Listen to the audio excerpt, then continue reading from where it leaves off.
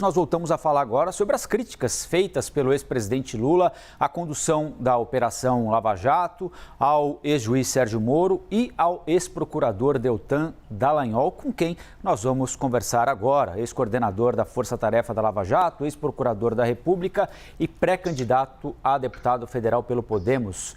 Tudo bem com o senhor? Muito obrigado pela entrevista para a CNN, hein? Bom dia, Rafael. Bom dia, Stephanie. É um prazer estar com vocês. Estou sempre à disposição.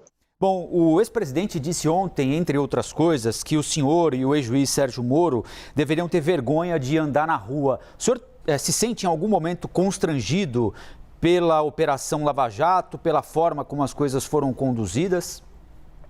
Rafael, por onde a gente vai, a gente tem recebido um enorme calor humano. 80% da sociedade, segundo pesquisas feitas agora, nesse ano passado, apoia ainda a Lava Jato. Então é natural que as pessoas nos acolham como pessoas que lutaram por um país melhor. Recentemente, quando o Superior Tribunal de Justiça emitiu uma condenação absolutamente injusta, como agora o Supremo emitiu em relação ao jornalista, para indenizar o ex-presidente Lula, por eu ter feito o meu trabalho, por eu ter apresentado uma acusação que gerou a condenação dele, inclusive, mais de 12 mil pessoas espontaneamente, sem eu pedir, se mobilizaram e fizeram depósitos na minha conta de mais de R$500 mil, mais de R$500 milhão. O que a gente encontra é as pessoas apoiando a causa contra a corrupção e vendo a gente como pessoas que se dispuseram a dar cara a tapa para lutar contra a corrupção no país, autoridades que se levantaram contra esse mal como nunca aconteceu na história. Então eu tenho orgulho de ter feito parte da Lava Jato e quem tem que ter vergonha é quem roubou o país. Obrigada por nos atender também, Stephanie, falando aqui com você agora.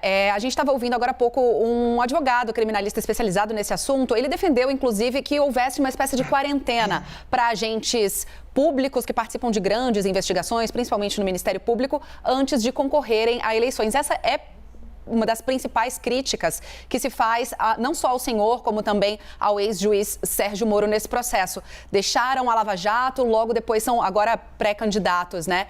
O que o senhor tem a dizer desses argumentos?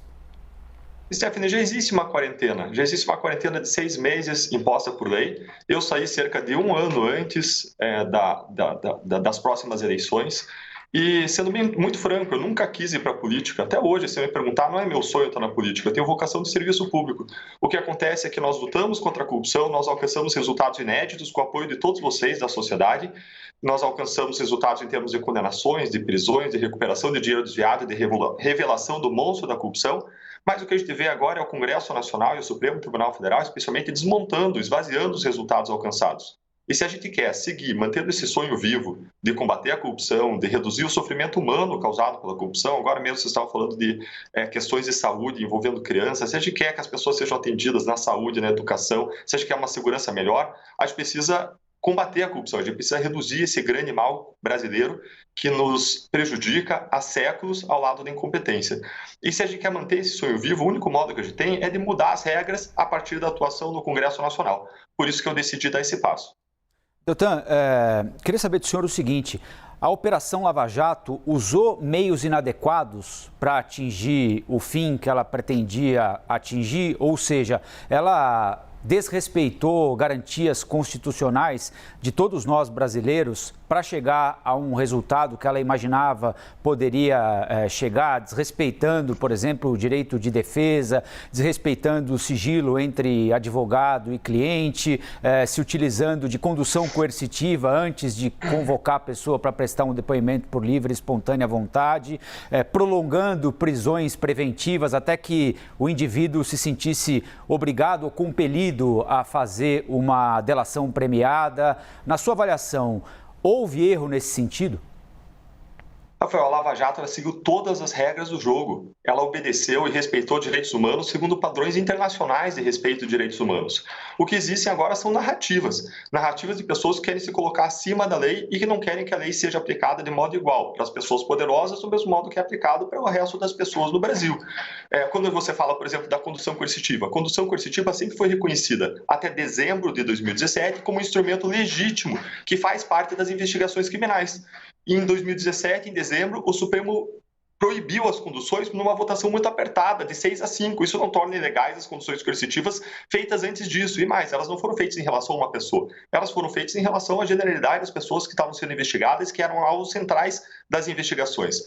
Do mesmo modo, as prisões preventivas elas foram usadas do mesmo modo como elas são aplicadas em relação a estupradores, em relação a ladrões, pessoas que cometem reiteradamente o mesmo crime e que, por isso, a liberdade dessa pessoa ao longo do processo coloca em risco a sociedade, essas pessoas são presas. Do mesmo modo, na Lava Jato, foram presos só os atores centrais do esquema, quando eles tinham praticado não dezenas, mas centenas de atos de corrupção, de lavagem de dinheiro, quando eles mantinham ainda milhões e milhões no exterior, e a liberdade dessas pessoas representava um risco para a sociedade pelo risco da continuidade daquelas práticas ilícitas, porque essas pessoas ainda tinham contratos vigentes e compromissos de pagamento de propinas pendentes. Então, o que a gente fez foi aplicar a lei rigorosamente para todos. E, então, aí você diz, mas as prisões foram usadas para colaboração, para extrair colaboração? Não, eu tenho prova disso. Mais de 70% dos colaboradores são colaboradores que jamais foram presos. Empresas fizeram colaborações sem que jamais fossem presas. Mais ainda, quando era feita uma prisão, o Ministério Público nunca foi lá com uma oferta para a pessoa colaborar. Sempre, em 100% dos casos, a iniciativa das colaborações foi das defesas. Então, o que existe, e como existe ao redor do mundo nesse tipo de caso, contra corruptos poderosos, são narrativas contra a Lava Jato. O que a Lava Jato fez foi atuar dentro da lei, aplicando a lei de modo igual para todos. Agora, existem pessoas que sempre se acharam acima da lei, que não concordam com isso, que acham que a corrupção tem que ser varrida para debaixo do tapete e que poderosos devem continuar inatingíveis no Brasil. Deltan, se a Lava Jato agiu tão corretamente, por que a gente vê alguns resultados práticos dizendo o contrário disso, né? Inclusive o relatório da ONU, que diz que o ex-juiz Sérgio Moro foi parcial nesses julgamentos. A gente vê agora condenações caindo pouco a pouco. São apenas narrativas mesmo? Stephanie, o que a gente vê agora é o que aconteceu em toda a história do Brasil. Olha para a Operação Satyagraha, tão criticada pelo jornalista Rubens Valente, e agora os únicos punidos na Satyagraha estão sendo o jornalista que falou sobre o caso e está sendo o delegado que trabalhou no caso. Olha o que aconteceu com a Castelo de Areia, anulada. Olha o que aconteceu com a Boi Barrica, anulada. Olha o que aconteceu com a Operação Dilúvio, anulada. O que está acontecendo agora é o que aconteceu com todos os grandes casos de combate à corrupção no Brasil. Não porque os delegados, os promotores, os juízes que passavam em excelentes concursos erraram. Não, porque o sistema ele é todo enviesado para não permitir que as suas engrenagens responsabilizem pessoas poderosas. E mais, porque muitas decisões elas têm sim viés político nos tribunais superiores, onde não atuam juízes concursados. Então, o que a gente vê hoje acontecendo no Supremo Tribunal Federal? A gente vê numa parte dos casos, na maior parte dos casos, quase todos que estão sendo derrubados, o Supremo Tribunal Federal mudando a regra do jogo. Em 2019, o Supremo mudou a regra do jogo sobre o lugar em que você tem que processar a corrupção política. Sempre foi a Justiça Federal e por isso que a Lava Jato correu lá. E aí o Supremo mudou a regra e disse que agora tem que ser a Justiça Eleitoral. Isso acaba com o futuro do combate à corrupção, porque a Justiça Eleitoral não é vocacionada para isso.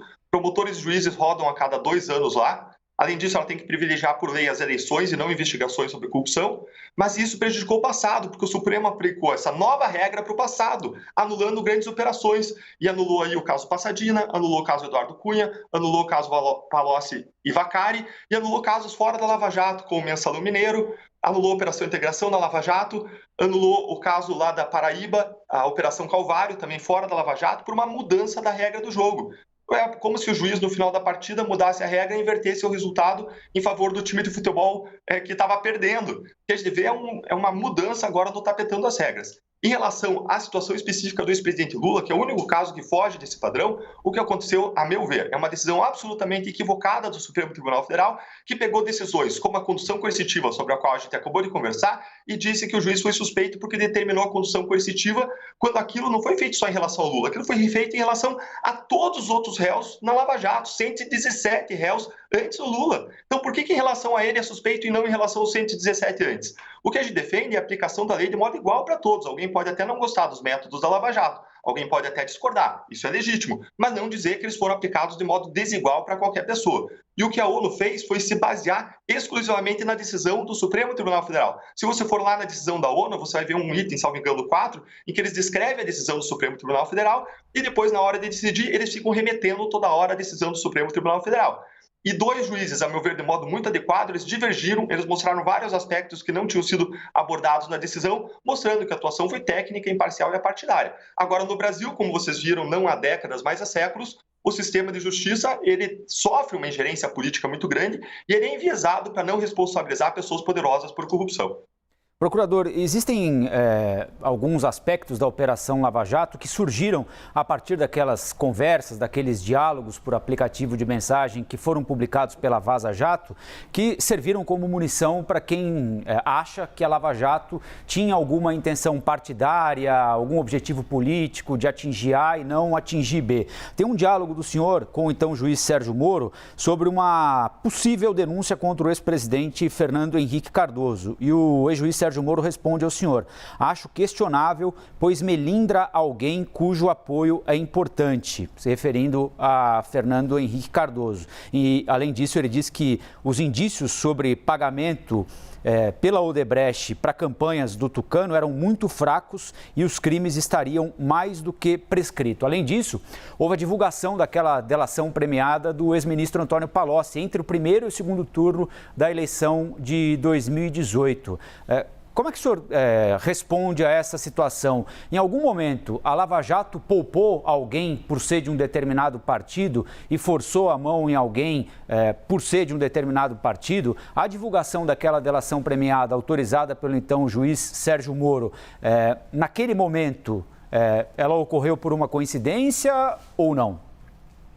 A atuação da Lava Jato seguiu rigorosamente a lei em relação a todo mundo. Você mencionou agora o ex-presidente Fernando Henrique Cardoso, que fazia parte, que foi mencionado numa delação da Odebrecht, que não foi nem conduzida em Curitiba, foi conduzida em Brasília. E esse caso não ficou em Curitiba, esse caso, se não me engano, foi para São Paulo, ou seja, nem passou pelas nossas mãos, o que mostra que isso aí não faz nem sentido. Mas, quando você olha o PSDB foi acusado, e o ex-governador do PSDB foi preso no Paraná pela atuação da Lava Jato. O ex-presidenciável Aécio Neves foi atingido por um desdobramento da Lava Jato perante o Supremo Tribunal Federal e foi acusado em razão da Lava Jato lá no Supremo. O que acontece é que o Supremo não está responsabilizando ninguém, mas se o Supremo tivesse atuado de modo célere, adequado em relação a corruptos poderosos, como Curitiba atuou, essa pessoa hoje estava presa, respondendo pelos seus crimes.